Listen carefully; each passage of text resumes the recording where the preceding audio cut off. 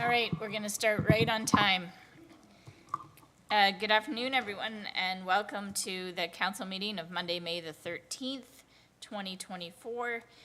And I just would like to start by reading our territorial acknowledgement. We would like to begin by acknowledging that the land on which we gather, land on which we are broadcasting from, is the land traditionally cared for by the Haudenosaunee, Anishinaabe, and Neutral people. We also acknowledge the enduring presence and deep traditional knowledge and philosophies of the Indigenous people with whom we share this land today. And I'm going to take a moment of reflection. At the beginning of this council meeting, we pause to think about the needs of our community. May we show wisdom and compassion in all our decisions. And I just want to say that this invocation was first used by Lynn Wollstonecraft. And I think it's so nice that we were able to recognize Lynn, and I just think this is a great way to continue to do that. So, approval of minutes, council, from April 15th. Do I have a mover? Moved by Councillor Hanmer, seconded by Councillor Roach. All those in favor? And that's carried unanimously. We're on to presentations. We have a great presentation that was created by the city videographer David Coe. It's incredible, and this was shown at the Ontario Bike Summit, and it was a great video, and I wanted to really let staff know how welcoming and what a great kickoff to the summit that I thought it was. So welcome, Bob. Chair Freeman, Mayor McCabe, members of council, and members of the public and staff. Today I have the pleasure of introducing the city's most recent promotional video highlighting the many features of our city's gold standard cycling network. As some of you may know, well, probably know now, this video was showcased at the Ontario Bike Summit held last month here in Waterloo. And since we're so proud of this video, we thought, why not promote the video again in the council chambers, given that Bike Month is just around the corner. What is most fascinating about this video is that it was produced using the in-kind services of city staff. I think you will agree with me that we have some very talented staff on hand, not to mention that we may have our own in-house Steven Spielberg. So thank you very much, and I'll now hand it over to Chris to introduce and acknowledge the efforts of our talented staff, including Steven Spielberg.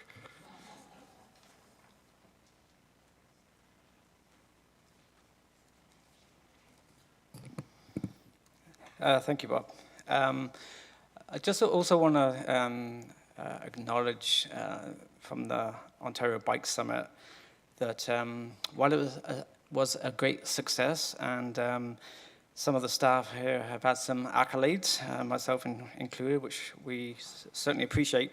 There were actually quite a few people involved leading up to and on the day of the event, and I'd like to take this opportunity to thank them, because without those services and that dedication, things could have been a little bit different. So I'd also like to mention all the administrative assistants to the mayor, councillors, CAO, and the commissioners for their efforts in coordinating schedules over the 3 days, as well as organize some of the takeaways for the event.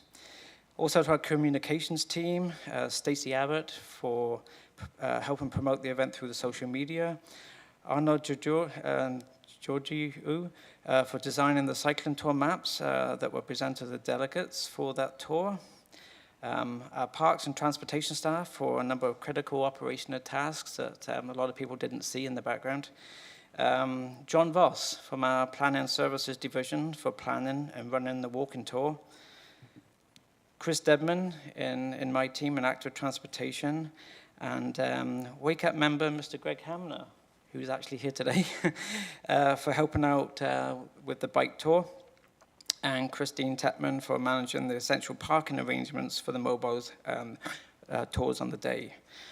And I'd like to give a special shout out for Lewis Finley, who can't be here today, who undertook really the lion's share of that work to make that the Waterloo bicycle-friendly summit, the success it was.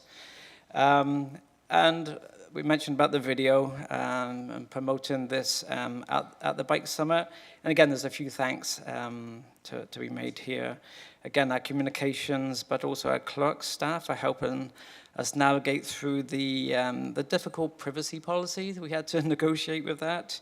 Again, for Louise for planning the routes for the video, to Mayor McCabe for volunteering to be a part of that video.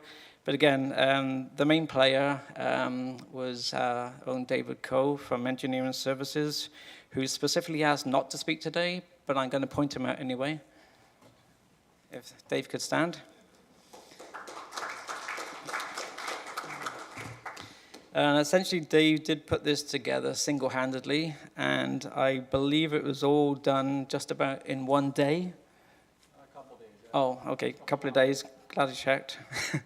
And I confess that both Louise and I were quite taken aback when we saw the first cut of that video. I do know that some of you have already seen this, but I'm sure and hope you'll enjoy watching it again and again and again. I may suggest watching it on the large screens for the best effect, and I'd ask if we could play the video. Thank you.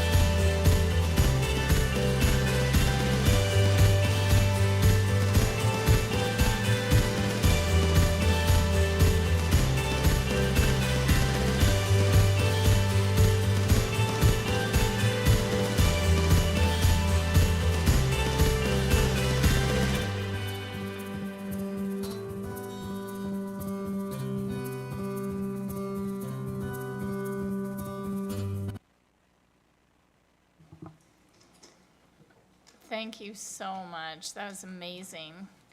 And you know, even though I've seen this a number of times, one thing that really struck out to me this time, wasn't it good that the trees weren't in bloom? Because it let us see all the trails. Normally you think, oh, we want to show all the tree canopy, but because the leaves weren't out yet, you could actually see all the trails. So thank you again, David. It was just an amazing video, and it really showcased Waterloo in such a positive light, and it also showed all the development that's happened in the city and how these corridors are connecting our decisions around high-density development and, 15-minute communities and giving people options on how they want to get around. So it's just amazing. So thank you. Chris, was there anything more that you had for your presentation? Okay, great, thanks. So, Council, we're on to our consent motion. Did anyone want to pull anything from consent? I just wanted to point out on here with regard to item D, the 2023 year-end investment report. And I'm not sure whether folks noticed, but the Kindred Credit Union GIC investment that the city made around affordable housing and access to housing.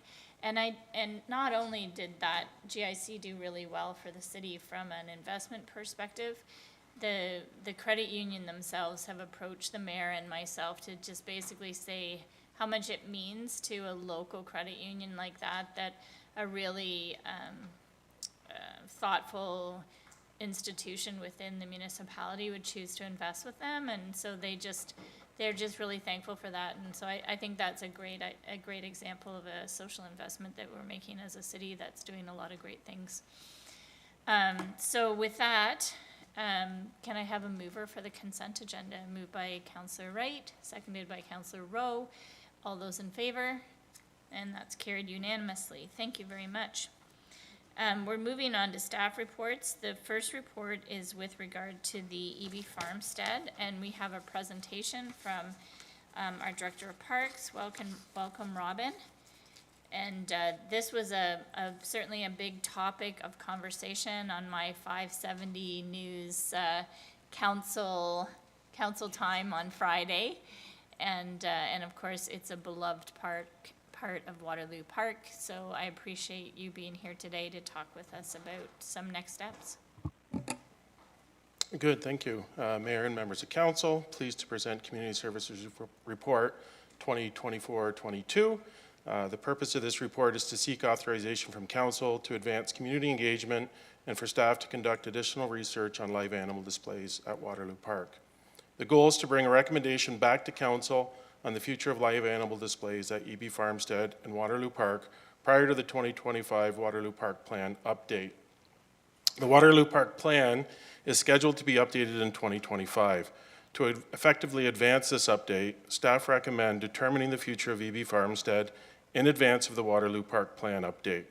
Given the strong public interest in the live animal display, it is felt that the farmstead may dominate public engagement discussion for the overall park plan update. Focused research and public engagement of the future of EB Farmstead in advance of the update is an opportunity to make a focused decision and then create a Waterloo Park Plan update that includes either improvements to the EB Farmstead or reimagining the space it currently occupies. I'll open the floor for discussion or questions. Yep, I have a question, but I'll certainly let Councillor go first. So, Councillor Wright. Thanks. Thank you very much for that report. I used to correspond with one of the llamas on their Twitter account. Yeah, it's definitely been a part of the park experience for a long time. So my question really has to do with other imaginings. Like, obviously, we need to put all things on the table. Certainly. And really get a robust conversation going. There has been a lot of inquiry about dog parks, and so I'm just curious where that falls within this review process and whether it's contemplated that there might be an amenity swap or an area swap type arrangement within Waterloo Park. Sure, through the chair to you, Councillor Wright. Absolutely, I think that there's a future for a leash-free dog park at Waterloo Park. I think in terms of determining the correct location, there needs to be a lot of thought put into that. And I think really going through the public engagement process and going through the process of the update to the Waterloo Park plan is the best path to placing it in the correct place, that there isn't competing uses and conflicts that may be created by just running it as a pilot in the current location. It's a very busy area where the farmstead currently is, and not everybody loves dogs. And you know, I think that there would be too much opportunity for conflict given the play structure that's so close to it. There's also construction that will be happening this summer for the expansion of the EB Farm accessible playground. And so that area, I think, would be hopeful that not to put additional public into that area while that construction project is going on. I had a couple other points. I think in terms of when we think about a dog park, as much as, you know, I understand we'd be catering to people that can walk to the park, it's also going to become a destination. And so it's going to create extra vehicle traffic to the park. And we need to think about what that looks like in a parking arrangement. So, I mean, the short answer, that's the long answer. The short answer is, I think the best path forward is to let the engagement and the park plan run its course. And then out of that, you know, make it a priority based on council's direction coming out of the 2025 park plan. Other questions? Councillor Hanmer? Thank you, through you, Chair Freeman. Robin, thank you for the update and thank you for your report. I do think it is a good idea to do the consultation on the farm. I'm just curious, though, how you're going to keep it from just the farm and not the broader park. And I would hope that if you do get into conversations about the rest of the park, we still have another opportunity for individuals to participate. We don't want it to be the only time that they can comment. For sure, yeah, through the chair. So the focus of this phase is really, you know, to focus on, is there a role for a live animal display at Waterloo Park? And I think we can guide that process with the help of communication. I also think that we'll be bringing in a third-party consultant to help us with this process, to guide that process, so that it's very focused on the live, or the EB Farmstead aspect of Waterloo Park. And so I guess, to be clear, the decision really is today is just to reach out and engage and, you know, measure the public's interest in continuing with the EB Farmstead, whether that's improved amenities to keep the farmstead or whether that's just reimagining the space. So I think we can handle that process with the public in this first phase successfully. Well, thank you for that. Given the amount of emails that all of us have received, even with the agenda package going up, I think there'll be some interest both ways in what happens there. So Sure. Thank you. Thank you. Yep, Mayor McCabe? Thank you. Through you, Chair Freeman.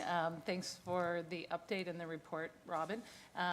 Just wondered if you could give us a sense of how long this initial consultation for EB Farmstead will take and when we would expect a report back from staff. And then I'm also curious about if in addition to the Engage WR page that's going up, what other consultations may be planned? Like, if you could just maybe give us a sense of the scope of Sure. it, thanks. Through Or the maybe chair. that may be a question for Carrie Van Niekerk, Sure. whomever. Through the chair to you, Mayor McCabe. So in terms of what platform, we'll absolutely use the Engage platform. Just spoke with communications prior to the meeting, and they're ready to launch kind of like an information page. So that will happen following this meeting, pending the direction that we receive from council. In terms of, you know, so that also responds to your question about when will it start. So that will be, you know, planting the seed with the community. We have a meeting this Friday with communications to talk about the strategy and the steps moving forward based on the results of the direction that I received today.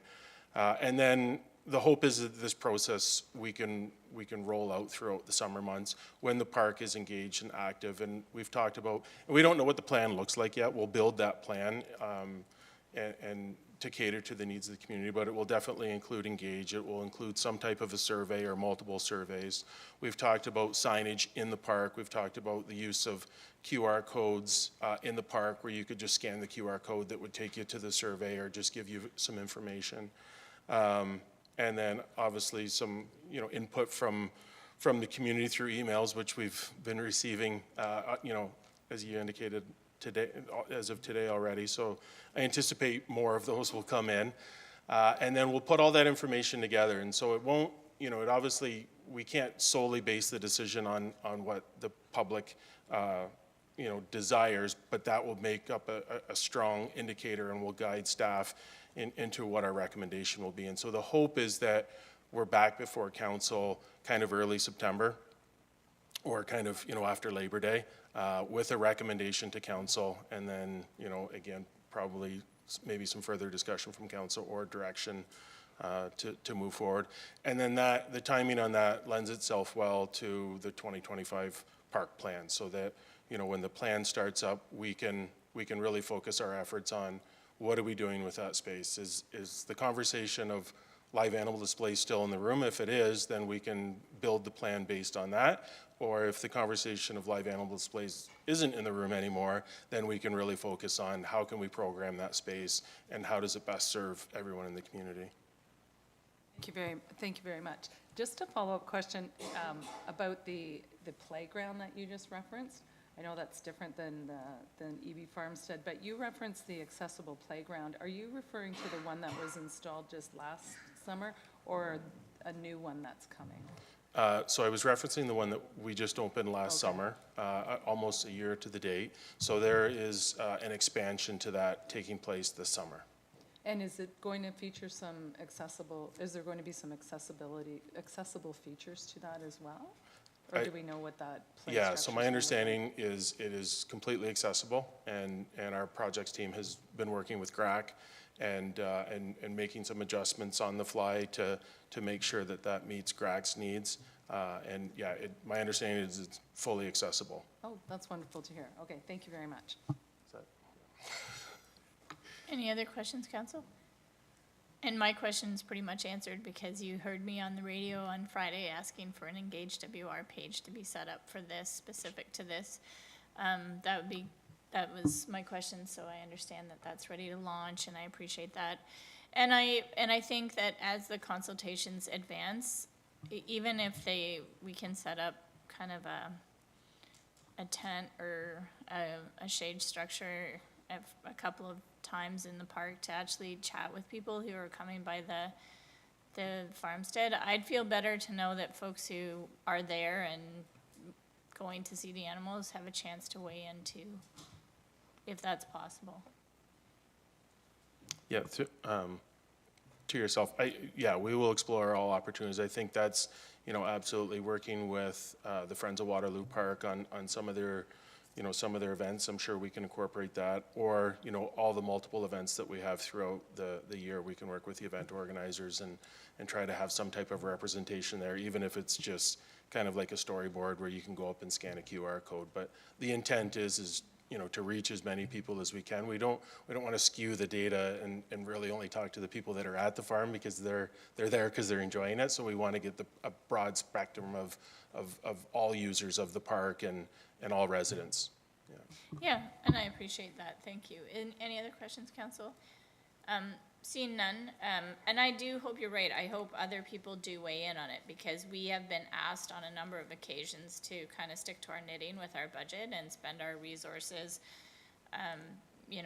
on the things that would normally fit within the municipal hat, and some people may have an opinion about the farmstead from that lens, so I appreciate that.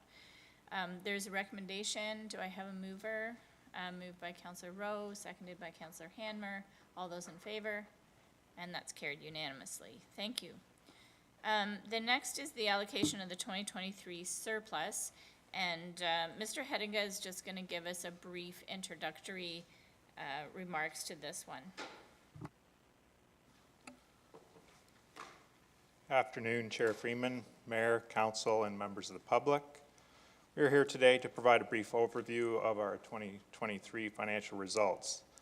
Subject to financial audit adjustments, the 23 net property tax base budget surplus is 1.8 million.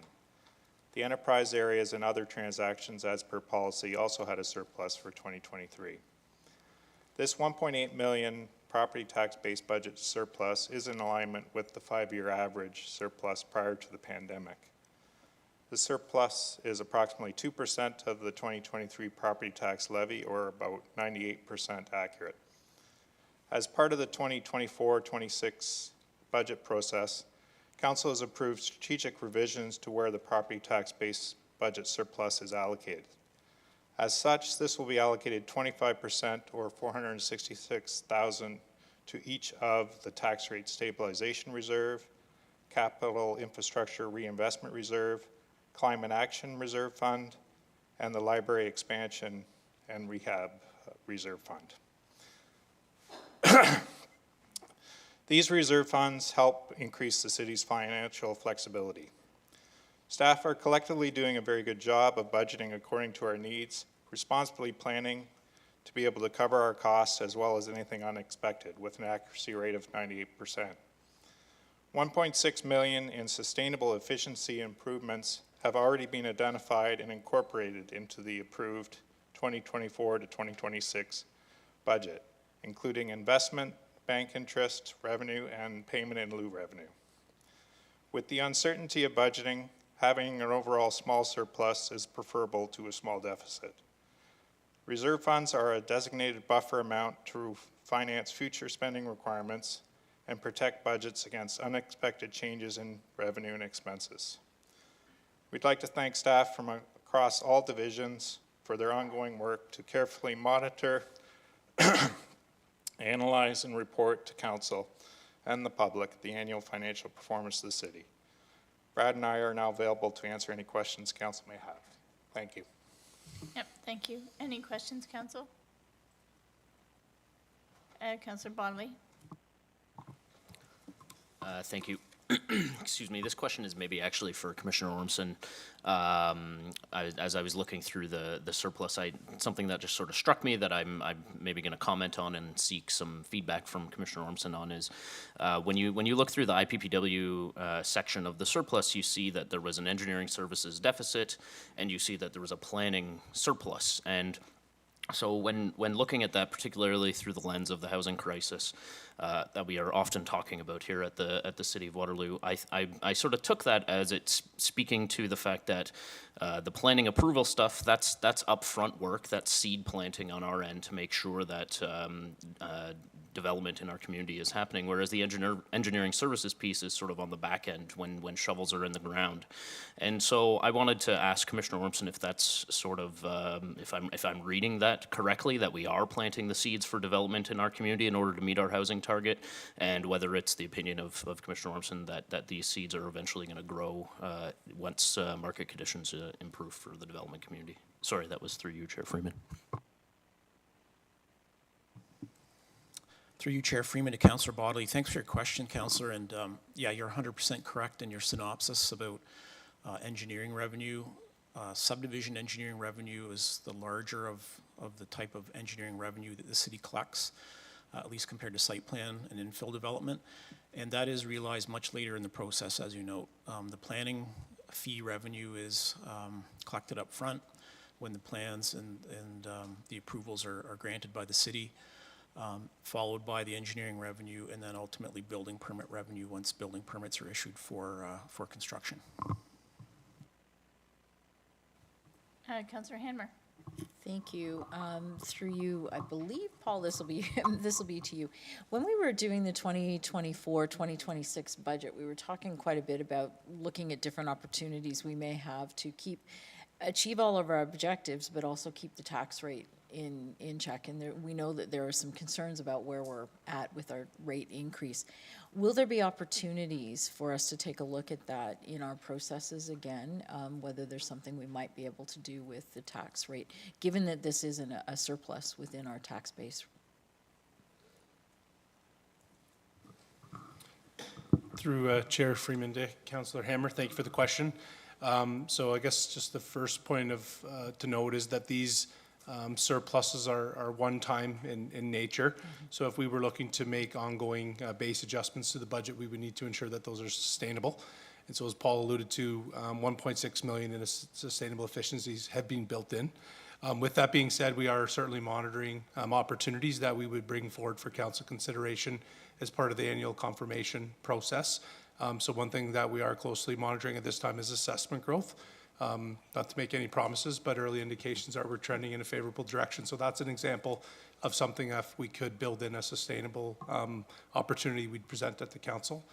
Council also requested that we monitor inflation both on the operating side and capital side of the budget process. So we're reporting back there to see if there's is an opportunity. And then lastly, I'll just note as part of either the 25 or 26 confirmation report, staff is committed to bringing back at least 100,000 in efficiency target that council has requested us to build in, and then a reduction of 1 FTE. So the short answer is yes, we'll be bringing back opportunities if there are some that are ongoing and sustainable for 25 or 26. Thank you, Brad. I think it's important that we continue to remind ourselves and the broader public that it's not something we're not keeping our eye on and looking at other opportunities and where we may be able to keep going, and that we do have another confirmation process coming forward. So thank you for the long answer. Any other questions? I just want to make another comment too, and I really appreciate your question, Councillor Hanmer. I think one of the things is too is that by keeping these reserve funds strong, when granting opportunities present themselves to the city and we have to come to the table with our portion of the fund, then we're really well positioned. I mean, that was way back in 2009 when we first started CURF. That was the whole intention of setting aside dollars at that time, because the funding application opportunities were typically 1/3 the province, 1/3 the feds, and 1/3 the municipality. And you had to have ready dollars. You couldn't debenture those, like you had to have ready money. And you had to have ready designs, and you had to have like shovel ready everything kind of thing. And so these reserve funds have been critically important for us to be able to lean into. And it's really awesome to, to see our opportunity as a council to reallocate monies that historically had gone to the Rim Park Reserve Fund, because I actually never thought I'd be sitting in the seat where we could actually start reallocating those dollars. So, so I think that's really great, and I think it's also good to recognize how we do use these resources when opportunity presents itself. So with that being said, oh, sorry, Mayor. Thanks. I just thank you through you, Chair. I just wanted to make just a quick comment to add to both what Councillor Hanmer and Councillor Freeman, your comments that you just made.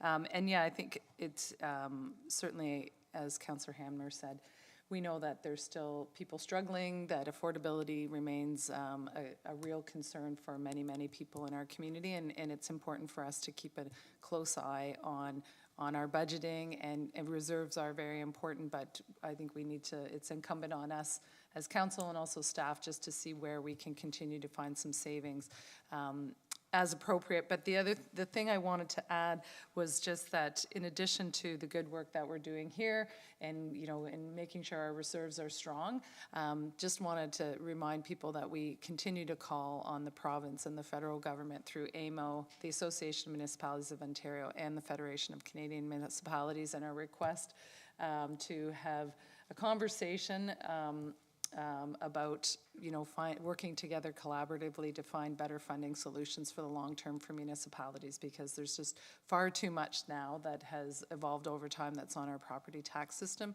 and the system needs to be right sized. So just wanted to add that as a reminder to ourselves. So thank you very much. Yeah, no, I appreciate that. Thanks. So with that being said, all those in favor, oh, sorry, I need someone to move this motion, please. Moved by Councillor Hanmer, seconded by Mayor McCabe. All those in favor? That is carried unanimously. Thank you very much, and I appreciate the commentary on that. So the next item is an award of tender for consulting services for the MCC Sportsplex. So it's is there, it's interesting, it's going to Ward 99 Architects. They're the architects that did the East Bridge, or the East Side Library, in conjunction with a local architect here. So it was a dual architect that worked to build the East Side. So I think it's exciting to see some consistency in our consulting teams. It hopefully means that we were really happy with their work the first time. Is there any questions on this report? Seeing none, is there a mover? Moved by Councillor Roach, seconded by Councillor Rowe. All those in favor? That's carried unanimously. Be exciting to see what they envision for that space. So the next item is with regard to Generation Park and the West Side employment lands. And so there's a report there. Was there any questions of staff on this report? Seeing none, do we have a mover? Oh, I apologize. Yeah, Councillor Vasek. Through you, Chair Freeman. I don't actually have a question, but I just wanted to acknowledge all the hard work Kristen has done on this, and also to congratulate her on earning her competing for and earning the new position of manager in economic development. So congratulations, Kristen. That's really great news for the city, and I assume for you too. Thanks for that, Councillor Vasek. Any questions? Double check. Moved by Councillor Bodley, seconded by Councillor Hanmer. All those in favor? And that is carried unanimously. We are on to item E, Waterloo Town Square North Parking Lot Land Matters. And is there any questions? This report was prepared by Christina Marina. Seeing none, is there a mover? Moved by Councillor Wright, seconded by Councillor Vasek. All those in favor? That is carried unanimously. Thank you. We are now on to item 9, consideration of notice given at previous meeting. There is none. Notice of motion, none. And communications correspondence, there's none. Unfinished business, council, seeing none. Questions? There was just one thing that I've been chatting with the mayor and Mallory about, but it is a question, and I'm hopeful that we can, I guess the question is, can we take a leadership role as a city at AMO to put together a joint delegation of municipalities who have crossings of MTO highways that break up their city? So I would like the city to take the lead on a joint delegation and bring to the table municipalities like Oakville, Ajax, Whitby, Hamilton, us, London, municipalities that are fundamentally cut in half because of an MTO corridor, so that we can encourage the ministry to actually make an update to their design guidelines, so that we can find a path forward for retrofitting these crossovers to account for active transportation corridors. And whether or not that's a cantilevered bridge addition, I mean, we know that the ministry probably has the same budgeting challenges that we do, and that they can't rebuild or widen bridge decks, and they don't even maybe have the money to resurface and remark them. And so there has to be another solution. I think the only way we're going to get there is if we have a meeting and bring to the table other municipalities. This isn't a Waterloo or a Waterloo region issue. This is a provincial issue, and it would be great if we could get Ottawa at the table with us too. As an engineer and counselor, I'm happy to lead the conversation because it's a technical one, but I know that we need to come together. And this is a direct outcome of the Ontario Bike Summit. But the only people that can speak to the minister at AMO is an elected member. So I recognize that too. So I guess that's my question. Do we have to do that as direction to staff to do this? Do you need council approval to do this? Yeah. Through you, Mr. Chair Anderson? Freeman, council can give direction to staff. We can take it away under advisement. We are right now collecting ideas for the upcoming AMO submissions, and as council knows, we get an opportunity to submit areas of request to the various ministries, and they vet them and they consider whether they accept the delegation or not, and we would hear back probably just a week or two before the event, but certainly we can add this to the list. Yeah. Did you want to add to that, Mayor? Yeah, thank you, through you, Chair. Just that Mallory Amont is coordinating that through our office, so certainly happy to talk with her about that. And as Tim said, they're gathering requests and ideas from across the corporation, but she's got a number of them already, but happy to add that one to the list, and happy to speak with her after. Yeah, I mean, if you actually need a council motion, I'm happy to make a motion, but if you don't think that's necessary, I can just leave it with you. I think we can take it as direction, Chair Freeman. We don't need a motion. That's great. Thank you very much. The next item, did anyone else have any other questions? Okay. New Business Council? Really? Yeah? There's like a million things that have gone on, but I'm happy to always start. I just wanted to thank staff who organized the health and safety barbecue last week. Love a free lunch. And also it's really nice to connect with people around something that's really important to us, is creating a healthy and safe workplace. And yeah, so thanks. If you could pass thanks along to that staff, that would be wonderful. Thank you. Councillor Wright? Thanks through you, Chair. I just want to thank the team, the city team behind Emergency Preparedness Week communications. Really super appreciated everything that came together for last week. So thanks for all that effort. Anything else? Councillor Hanmer? Thank you. Through you, it's more just an announcement of something that's coming up with an organization who is rooted in our city, Kids Ability Community Development. They are opening up new space, almost 20,000 square feet in Kitchener. So from a ability for youth and children to have services in our community, it's a wonderful addition to the community. So their grand opening of their new space is tomorrow. Others? Yep, Councillor Rowe? Through you, Chair. Yes, I just wanted to mention that Wordsworth Books celebrated their 40th anniversary, and Mayor McCabe was there and Councillor Wright. And it was a really fantastic and packed event. Devoted customers, local authors. It was really super. So, and I think also, as Julie had mentioned, to shout out to the BIA, who really work hard and support local businesses. So, thanks. Anything else? Yep. On Thursday, there was the Building Black Communities conference it was jointly co-hosted by the University of Waterloo and Wilfrid Laurier University, and Councillor Roach and I were both there, and excellent speakers and discussion.